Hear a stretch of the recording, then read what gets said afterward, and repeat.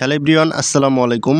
আমরা অনেক সময় ফেসবুক বা মেসেঞ্জারে বন্ধুবান্ধব বা ফ্রেন্ডদের ব্লক করে থাকি। পরবর্তী সময় যখন আমরা ব্লক খুলতে চাই তখন কিন্তু আমরা খুঁজে পাই না।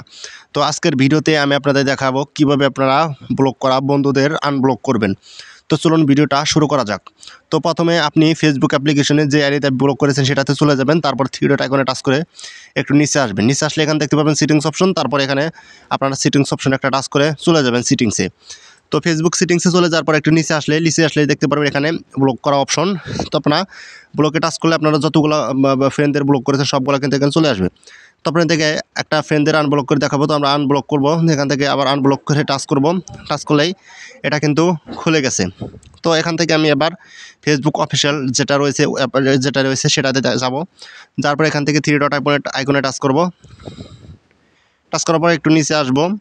নিচে আসার পরে এখানে দেখবেন সেটিংস অ্যান্ড প্রাইভেসি অপশন, এখানে টাচ করলে সেটিংস অপশনটা চলে আসবে। আপনারা সেটিংস অপশনে টাচ করবেন।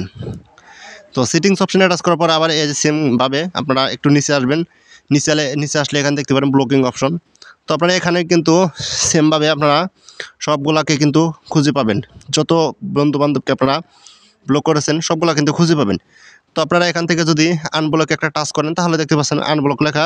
তো আপনারা এখান থেকে আনব্লকে টাচ করলে কিন্তু আপনারা আপনাদের ফ্রেন্ডদের কিন্তু ব্লক খোলা হয়ে যাবে। তো এভাবে কিন্তু আপনারা খুব সহজে ব্লক খুলতে পারবেন।